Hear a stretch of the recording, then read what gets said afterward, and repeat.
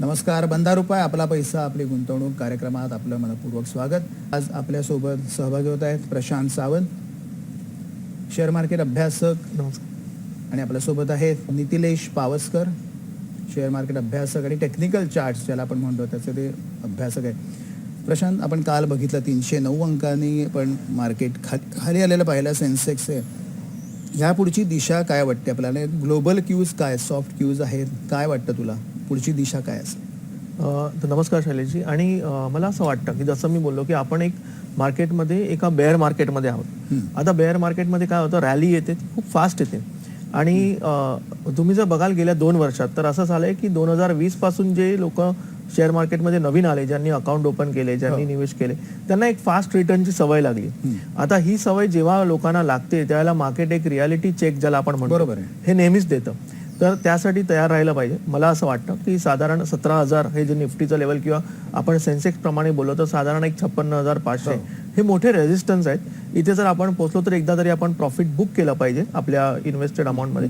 आणि मला असं वाटतं की त्यानंतर जसं प्राइस खाली येतील, तुम्हाला पुन्हा एकदा मिळेल, तेव्हा न घाबरता राईट स्टॉक सिलेक्ट करून आपण त्याच्यामध्ये व्यवस्थित लेवलवरती इन्व्हेस्ट करत राहिलं पाहिजे. प्रश्न याचा दुसरा प्रश्न मला हेच विचारावं असं वाटतं की ही लॉंग टर्मसाठी का मीडियम टर्मसाठी जर एखाद्याला पोर्टफोलिओ आता बिल्ड करायचा असेल, जसं तू मगाशी म्हणालास 2020मध्ये खूप इन्व्हेस्टर्स आले, कोविडमुळे मंडळी घरात होती, त्यांना अभ्यास करायला वेळ मिळाला, जे डीमॅट अकाउंट्सची संख्या जी वाढलेली 2020-21मध्ये हे त्याचंच द्योतक आहे की लोकांना शेअर मार्केटमध्ये यायचं आहे. मग ते SIPच्या थ्रू असतील, म्युच्युअल फंडच्या थ्रू असतील. पण आता जर मीडियम टर्म किंवा लॉंग टर्म हा जर पोर्टफोलिओ बिल्डअप करायचा असेल तर योग्य वेळ असं वाटतं? अतिशय योग्य वेळ आहे. पण आता तुम्हाला मला असं वाटतं की पुढचे जे 6 महिने असतील ह्याच्यामध्ये खूप चांगल्या संधी आपल्याला मिळतील एक लॉंग टर्म इन्व्हेस्टमेंटसाठी.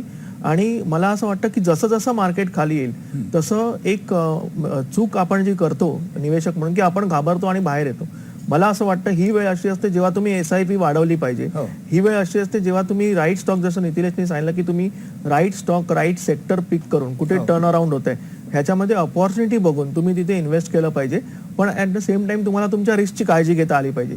लोक चूक काय करतात, जर 100 रुपये असतील ते मार्केट पडल्या 100 रुपये पूर्ण टाक आणि नंतर जेव्हा ते पुन्हा 60-70 रुपये होतात तेव्हा ते घाबरतात. बरोबर. तर त्यामुळे तुम्ही प्रत्येक लेवलला 10%, 15% एवढेच इन्व्हेस्ट करत राहा. तुमचे ॲव्हरेज चांगले होतील आणि जेव्हा मार्केट एक बाउन्ससाठी रेडी होईल तेव्हा तुम्हाला त्याच्यातनं रिटर्न्स लवकर मिळतील. याच अनुषंगाने दुसरा प्रश्न प्रशांत तुलाच विचारतो, नितिलेश तूही त्याच्यावर कमेंट करू शकतोस, की मुळातच जी व्हॅल्यू दिसते ती स्मॉल कॅप आणि मिड कॅपमध्ये दिसते का? की हे मार्केट स्मॉल कॅप मिड कॅपमध्ये जर छोटे गुंतवणूकदार असतात किंवा HNI असतात, हाय नेटवर्थ इंडिव्हिज्युअल्स, ते ह्या स्मॉल कॅप आणि मिड कॅपकडे लक्ष ठेवून असतात.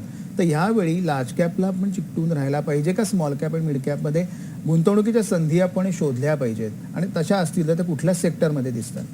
हा अतिशय छान प्रश्न आहे. आणि मला असं वाटतं की जर आपण एक रिटर्न्स प्रमाणे पाहिलं तर एक जर आपण विचार केला, रिलायन्स समजा 2500-2400 चालू आहे, तो 5,000 होऊ शकतो का 2 वर्षात? तर खूप कठीण आहे, कारण त्याची लिक्विडिटी एवढी मोठी, एवढा मोठा स्टॉक कठीण असतं. पण स्मॉल कॅप लार्ज कॅपमध्ये हे होऊ शकतं. पण याचा अर्थ हा की तुम्ही फक्त तेच करा, तर एक बॅलन्स असला पाहिजे.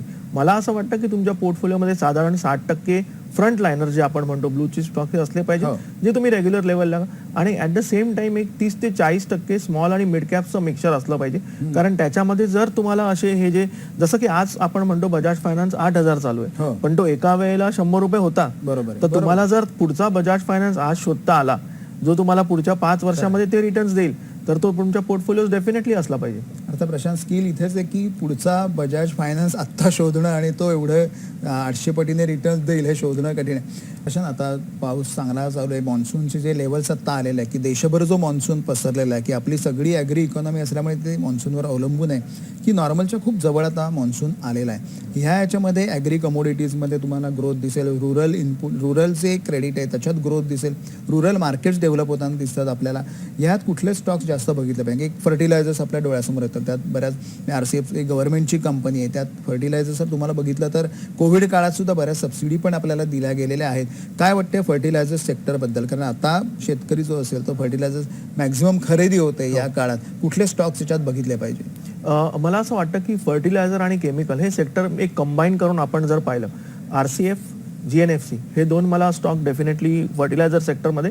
केमिकल सेक्टर जर बघायला गेलं तर ह्याच्यामध्ये मला दीपक नायट्रेट आणि बालाजी अमाइन्स हो. हे स्टॉक हे जर एक पोर्टफोलिओमध्ये मिक्स अँड मॅच करून आपण बनवले, हो. मला वाटतं ह्याच्यामध्ये आपल्याला खूप चांगली संधी दिसते.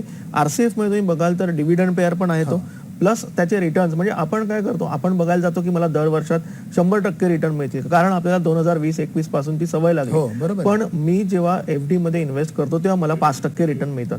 तर मला जर 10% रिटर्न मिळालं तर चांगले आहेत का, तर ते खूप चांगले आहेत. हो. तर मला आज RCF जर मी 85-80च्या लेवलला जो चालू आहे घेतला, तो एका वर्षात जर 100 जरी झाला तरी मला साधारण 20 ते 25% रिटर्न मिळाले. बरोबर, बरोबर. पण माझं तिथे लक्ष नसतं. मला असं वाटतं तो 80चा 200 झाला पाहिजे. बरोबर. तर इथे एक जे आपण म्हणतो की डिसिप्लिन बिहेवियर आणि ह्युमन सायकोलॉजी हा जो एक मेजर पार्ट आहे इन्व्हेस्टिंगचा, तिथे आपण जर लक्ष केंद्रित केलं तर मला वाटतं ह्या सेक्टरमध्ये खूप चांगल्या संधी आहेत. आणि GNFC RCF हे माझे पर्सनल फेवरेट्स आहे. त्याच्यामध्ये जेव्हाही मार्केट पडेल आपण डेफिनेटली इन्व्हेस्ट करू शकतो. म्हणजे तिकडे ती संधी जेव्हा मार्केट प्रत्येक डीपला आपण हे दोन स्टॉक्स घेऊ शकतो. हो. बरोबर आहे. एक आणखी एक गोष्ट म्हणजे आज मोठी गोष्ट आहे की केंद्र सरकारने जवळजवळ 7 लाख कोटी इतकं नेट टॅक्स कलेक्शन या पहिल्या तिमाहीत म्हणजे ज्याला FY23 मध्ये 7 लाख कोटी टॅक्स कलेक्शन केलेलं आहे. मोठी गोष्ट आहे. त्यामुळे आपलं जे पुढचं जे बजेट येईल त्या दृष्टीने पण ही महत्त्वाची गोष्ट आहे.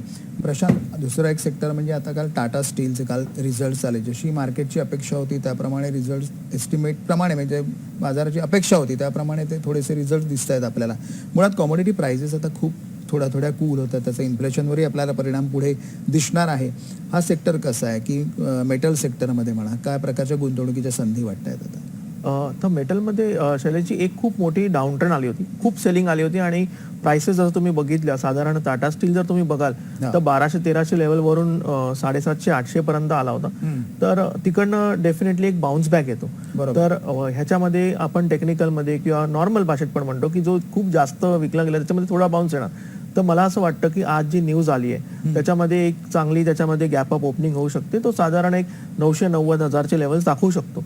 तर आपल्याकडे जर पोझिशन असेल तर आपण सर्वात पहिलं तेव्हा काय केलं पाहिजे की आपलं प्रॉफिट बुक केलं पाहिजे. कारण स्टॉक मार्केटचा एक रूल असतो की सेल ऑन न्यूज म्हणजे आपण नॉर्मली जेव्हा सुरू करतो तेव्हा आपण असे रिझल्ट आल्यावर बाय करायला जातो. बरोबर. आपल्याला असं वाटतं की हे आपल्यालाच माहिती आहे आणि ही बातमी कोणाकडे नाहीये, पण ऍक्च्युअली ही बातमी प्राइस मध्ये फॅक्टर्ड असते. तेव्हा नेहमी एकदा प्रॉफिट बुक करायचं आणि खालच्या लेवलला जेव्हा येतील तेव्हा पुन्हा तुम्ही तो स्टॉक घेऊ शकता. बरोबर आहे. प्रशांत, दुसरं एक सेक्टर म्हणजे शुगरबद्दल ज्या बातम्या आहेत की शुगर एक्सपोर्टची निर्यातीची जर मर्यादा सरकारने वाढवली तर त्याचा फायदा शुगर कंपनीमध्ये होऊ शकतो. आणि गेल्या काही वर्षातले जर आपण शुगर सेक्टरचे परफॉर्मन्स पाहिले तर इथेनॉल स्टोरी आहे. कुठे इथेनॉल कन्झम्पशन जसं आपण वाढवत आहे की आता आपण पहिले टार्गेट जे माननीय प्रधानमंत्र्यांनी मला वाटतं गेल्या 15 आठवड्यातच ते डिक्लेअर केलं की पहिलं टार्गेट ते आपण अचीव्ह केलेलं आहे. इथेनॉल 10% जे आपल्याला अचीव्ह करायचं होतं 10% आपण वापरू शकतो. काय वाटतं शुगर सेक्टरबद्दल सांग आणि मग स्टॉक्स काय असतील त्याच्यात? ओव्हरऑल सेक्टर तर जसं की माझ्यामध्ये 1 ते 1.5 वर्षापूर्वी हे चार्टवर दिसून आलं की तेव्हा जो स्टॉक पहिल्यांदा ब्रेकआउट येत होता तो होता बलरामपूर चिनी. तर तेव्हा मी म्हटलं होतं की sugar is learning to be sweet now, कारण बरेच वर्ष शुगर सेक्टर बिटन सेक्टर होतं, म्हणजे ह्याच्यामध्ये रिटर्न्स मिळत नव्हते, लॉसेस होत होते. पण जसं की नितीशने मगाशी सांगितलं की नेहमी एक कन्सॉलिडेशन जेव्हा होते तेव्हा त्याच्यामध्ये अॅक्युम्युलेशन म्हणजे बाईंग चालू असते. स्मार्ट मनी जो आपण म्हणतो तर त्याच्यात बाईंग करू असतो. पण आपण एक रिटेल इन्व्हेस्टर ब्रेकआउट झाल्यावरती आपल्याला कळतं की आता आपण इथे बाईंग करू शकतो. तर त्याच्यामध्ये बलरामपूर चिनी आणि रेणुका शुगर हे 2 स्टॉक जे आहेत हे मला खूप चांगले वाटतात. मला वाटतं की हे अजूनही ह्याच्यामध्ये खूप रिटर्न्स डिलिव्हर करायचं पोटेन्शियल आहे. आणि जसं तुम्ही इथेनॉल स्टोरी बोललात तर जसं आपण हे बोलतो तसं इमिजिएटली आपल्या डोळ्यासमोर प्राज येतं. पण अजून एक जी स्टोरी मला दिसते की आपण आजपर्यंत देशामध्ये 2G इथेनॉल म्हणतो, म्हणजे जे शुगर मोलासिस मधनं डिराईव्ह केलं जातं. आता आपण एक 3G इथेनॉलकडे वाटचाल करत आहोत, म्हणजे ते डायरेक्टली क्रूड मधनं येणार आहे. तर ह्याच्यामध्ये मला वाटतं IOCL आहे किंवा अजूनही कोणते प्लेयर्स पुढे येतील. डेफिनेटली पुढच्या काही वर्षात रिलायन्सही याच्यात पदार्पण करेल. तर ह्या सेक्टरकडे लक्ष ठेवलं पाहिजे. सध्या मला वाटतं बलरामपूर चिनी, प्राज इंडस्ट्रीज आणि रेणुका शुगर्स हे मला खूप चांगल्या लेवलला वाटतात. आणि बरेचसे स्मॉल कॅप आहेत पण ते जोपर्यंत परफॉर्म करून व्हॉल्यूम वगैरे पीक होत नाही तोपर्यंत मी तिकडनं थोडासा कॉशियस असतो. बलरामपूर चिनीमध्ये वगैरे लिक्विडिटी असते. कधीही आपण स्टॉक घेतो तेव्हा एक नजर ठेवायची की तो स्टॉक लिक्विड असला पाहिजे, म्हणजे मला जेव्हा सेलिंग करायची असेल, प्रॉफिट बुक करायचं असेल तेव्हा समोर बाहेर तरी पाहिजे आपल्याला. बरोबर आहे. साखरेची गोडी वाढली तर सेक्टरचं इन्व्हेस्टरला परतावा तितका मिळतो. प्रशांत, आणखी एक बऱ्याच आम्हाला प्रेक्षकांनी हा प्रश्न विचारलेला आहे की एक मूलभूत प्रश्न आहे की आपल्याला वाटतं कंपनीचा शेअर खाली गेला म्हणजे कंपनीत काही गडबड आहे आणि आता ती कंपनी गुंतवणुकी योग्य नाही. पण बऱ्याचदा असं होतं की काही त्या टायमिंग महत्त्वाचं असतं की एखादी कंपनी शेअर खाली आला तरी त्यांच्याकडे एखादा मोनोपोली प्रॉडक्ट असू शकतो, एखाद्याचं डिस्ट्रीब्युशन नेटवर्क इतर कॉम्पिटिटरपेक्षा जास्त चांगलं असू शकतं. तर जेव्हा छोटे गुंतवणूकदार ह्याच्याकडे कसं बघितलं पाहिजे की केवळ तो स्टॉक वाढतोय म्हणून कंपनी चांगली आहे असंही नाही आणि केवळ स्टॉकची किंमत कमी होते म्हणून कंपनी वाईट आहे असंही नाही आहे. त्यामुळे हा जो डिसिजन असतो ह्या बऱ्याचदा डायलेमा आपल्याला दिसतो. मी जसं म्हटलं काही कंपन्या नाविन्याचा ध्यास असतो त्यांना की त्याचे नवीन इनोव्हेशन येत असतात, तोही गुंतवणूकदारांच्या दृष्टीने एक रिलीफचा विषय असतो. काय वाटतं ही शेवटची कमेंट दोघांनी द्या. तर एक वाक्य मी याच्यावर डेफिनेटली बोलून की खूप सोपं असतं बोलणं की be greedy when others are fearful. पण जेव्हा मार्केट तुमच्या डोळ्यासमोर कोसळत असतं त्यावेळेला इतकं सोपं नसतं. तर त्या डेफिनेटली तुम्हाला जसं आपण सुरुवातीला म्हटलं की तुम्हाला सेक्टर आणि स्टॉक निवडले पाहिजे. आणि आता आपण जे स्टॉक आज डिस्कस केले केमिकल सेक्टर, फर्टिलायझर, ह्याच्यामध्ये जर हे स्टॉक पडायला त्याच्यामध्ये तुम्हाला अजिबात काही भीती असायची तुम्ही तिथे प्रत्येक लेवलला बाईंग करू शकता. पण जसे आपण एक दुसरे लेवल ऑफ स्टॉक्स म्हणतोय म्हणजे नायका म्हणा, झोमॅटो म्हणा, इथे थोडं कॉशियस डेफिनेटली असलं पाहिजे. दिवाळीपर्यंत बरेच जण म्हणते तेजी कायम राहील. जरी 6 दिवस आपण तेजीचं बघितले काल आणि आज अजून म्हणता येणार नाही, थोडं फ्लॅट ओपनिंग आहे. पण हा जो मोमेंटम आहे हा कायम राहील. पुढचा ट्रिगर काय असेल तुम्हाला दोघांनी सांगा, एक वाक्यात सांगा. पुढचा ट्रिगर काय असू शकतो मार्केटला? मला असं वाटतं की क्रूड बॉटम आउट झालंय आणि इकडनं जर क्रूड जे ब्रेंट ऑइल आहे ते जर 115-116च्या वर पुन्हा गेलं तर डेफिनेटली ते मार्केटला आवडणार नाही. आणि एक लॉंग टर्म जर मला बघायचं असेल की तुमचं लेवल कुठे असलं पाहिजे तर सेन्सेक्सच्या दृष्टीने म्हणेन 54,000 हे खूप क्रुशल लेवल आहे आणि निफ्टीच्या दृष्टीने म्हणेन की 15,800 हे 2 लेवलकडे लक्ष ठेवा. हे जर ब्रेक झाले तर थोडंसं तुम्ही वेट अँड वॉच पॉलिसीमध्ये जा. नितेश आणि प्रशांत सहभागी झाल्याबद्दल मनपूर्वक धन्यवाद. मंडळी पुन्हा भेटूया पुढच्या सोमवारी सकाळी 9 ते 9:30 बंधा रुपयामध्ये. धन्यवाद.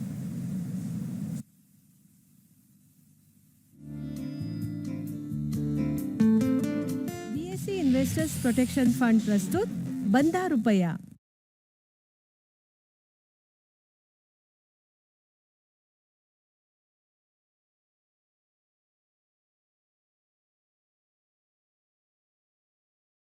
थोड़ा सा कन्विक्शन डावाडोल हो रहा है क्योंकि सेकंड कॉन्जिक्यूटिव क्वार्टर हो गया है जब इसका रेवेन्यू डिक्लाइन. अब एफआईआई बेच रहे थे, गोरे बेच रहे थे, इंस्टीट्यूशन सेलिंग अपनी जगह थी.